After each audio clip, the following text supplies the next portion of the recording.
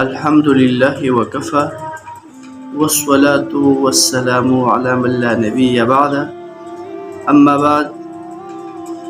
آج ہم انشاءاللہ وضو سے متعلق کچھ ضروری مسائل بیان کریں گے۔ ایک یہ کہ وضو کے لیے نیت کا ہونا ضروری نہیں ہے۔ اگر کسی کی نیت نہیں تھی اور اس نے چہرہ دھویا، ہاتھ دھویا، پاؤں دھوئے، سر کا مسح کیا یا سر دھویا تو اس کا وضو ہو گیا۔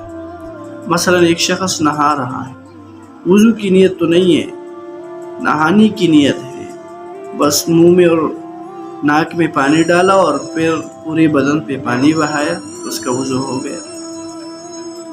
یعنی اگر وضو کے اعضاء دھوئے گئے، اس پر پانی بہایا گیا اور اس کی نیت نہ ہو تو اس کا وضو ہوتا ہے۔ مثلا کوئی شخص راستے پہ جا رہا تھا اور اس پر بارش ہوا تو اس کا وضو ہو گیا۔ غسل کر رہا ہے، وضو نہیں کیا، اعضائے وضو جو ہے وہ دھو گئے تو وضو ہو گیا۔ بہرحال جو صورت بھی پیش آئے لیکن بغیر نیت کے وضو ہو جاتا ہے۔ نیت کا ہونا یہ سنت ہے، فرض نہیں ہے۔ اگر نیت ہے تو وضو کا ثواب ملے گا، نیت نہیں ہے وضو کا ثواب تو نہیں ملے گا، لیکن وضو ہو جائے گا۔ اس وضو کی وجہ سے آپ نماز اور عبادات پڑھ سکتے ہیں۔ دوسری ضروری بات یہ ہے کہ اگر کسی کے ناخن یا ان اعضاء پر جن کو وضو میں دھویا جاتا ہے، ان جگہوں میں سے کسی جگہ پر کوئی ایسی چیز ہو کہ اس کی وجہ سے پانی چمڑے تک نہیں پہنچ سکتا، پانی کا چمڑے تک پہنچنے میں وہ چیز رکاوٹ ہے، تو اس کا حکم یہ ہے کہ اس کو ختم کرنا ہوگا اور اس کی نیچی جگہ کو دھونا ضروری ہے۔ پہلے اس چیز کو ختم کیا جائے گا تاکہ چمڑے تک پانی پہنچے۔ جب تک وہ چیز موجود ہے تو چمڑے تک پانی نہیں پہنچتا۔ اس وجہ سے اگر کسی عورت نے ناخن پالش وہ لگایا ہے تو اس کے لیے حکم یہ ہے کہ پہلے وہ ان کو صاف کرے پھر وضو کرے۔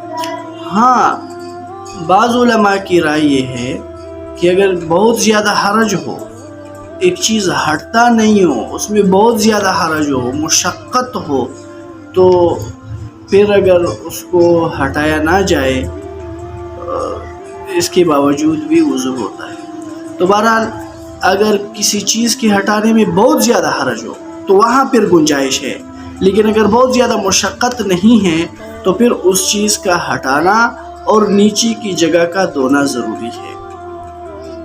بعض لوگ یہ سمجھتے ہیں کہ اگر ناخن میں میل ہے تو وضو نہیں ہوتا، یہ بات نہیں ہے۔ اگر ناخن میں میل ہے تو وضو ہوتا ہے۔ ویسے ناخنوں کو اتنا بڑا نہیں کرنا چاہیے کہ اس میں میل کچیل جمع ہو جائے، تو ناخنوں کو ہفتے میں کاٹنا چاہیے، لیکن اگر کسی کے ناخن بہت بڑے ہیں، اس میں میل کچیل ہے، تو یہ وضو اور غسل کے لیے مانع نہیں ہے، وضو اور غسل ہوتا ہے۔ اس طرح بعض لوگ سمجھتے ہیں کہ اگر کسی نے بال کاٹے، ناخن کاٹے تو اس کا وضو ٹوٹتا ہے۔ نہیں، اس سے وضو نہیں ٹوٹتا۔ اس طرح ان اعضاء کا دوبارہ دھونا بھی ضروری نہیں ہے۔ مثلا کسی نے سر کے بال کاٹے تو اس کے لیے ضروری نہیں ہے کہ وہ دوبارہ مسح کرے۔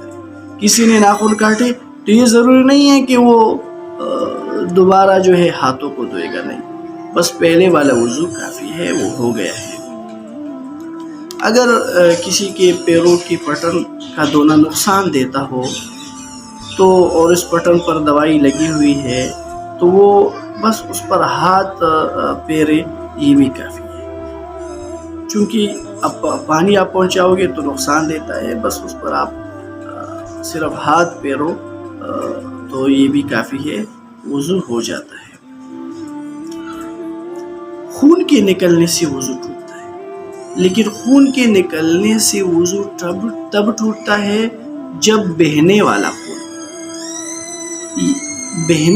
خون ہو، بہنے کی صلاحیت رکھتا ہو۔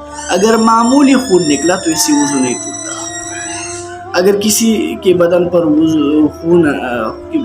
سے خون نکلا، اس نے اس کو صاف کیا، پھر تھوڑا سا نکلا، پھر صاف کیا، پھر نکلا، اگر ہم ان جو خون نکلا ہے ان سب کو جمع کریں اور وہ اتنا ہو کہ بہنے کی صلاحیت رکھتا ہو تو پھر اس سے وضو ٹوٹے گا. اگر اتنا نہیں ہے تو اس سے وضو نہیں ٹوٹتا. اور جب اسی طرح کوئی انجیکشن لگائے، ایک رگ کا انجیکشن ہے، رگ کے انجیکشن میں پہلے وہ معمولی سا خون وہ انجیکشن کے اندر وہ نکالا جاتا ہے، داخل ہوتا ہے، پھر وہ دوائی جو چیز ہے انجیکشن ہے وہ لگایا جاتا ہے، تو اس سے تو وضو ٹوٹتا ہے. لیکن جو دوسرا چمڑے کا انجیکشن ہے، اس میں عام طور پر اتنا خون نہیں نکلتا کہ وہ بہنے کی صلاحیت، تو اس سے وضو نہیں ٹوٹتا. اگرچہ احتیاط اس میں بھی ہے کہ انسان دوبارہ وضو کرے، لیکن اگر کوئی وضو نہیں کرتا اور زیادہ خون نہیں نکلا ہے، عام طور پر جتنا خون نکلتا ہے اتنا خون نکلا ہے، تو اس سے وضو نہیں ٹوٹے گا. بہرحال جب خون نکلے اور بہنے کی صلاحیت، تو فقہاء نے اس کو اس طرح بھی تعبیر کیا ہے کہ جب خون نکلے اور اپنی جگہ سے آگے بڑھے، جس جگہ میں ہے اس جگہ سے آگے بڑھے تو پھر وضو ٹوٹ جائے گا. اگر اپنی جگہ سے آگے نہیں بڑھا ہے تو اس خون سے وضو نہیں ٹوٹے گا. اس طرح زخم یا کان سے کیڑا نکلے تو اس سے بھی وضو نہیں ٹوٹتا. اور قے کے ساتھ وضو تب ٹوٹتا ہے جب منہ بر کر، اگر قے منہ بر کر نہیں ہے تو اس سے وضو نہیں ٹوٹتا. اس طرح اگر کسی نے بلغم کی قے کی، اس سے بھی وضو نہیں ٹوٹتا. اگر قے میں خون آیا اور پتلا ہے تو پھر اس سے وضو ٹوٹ جائے گا.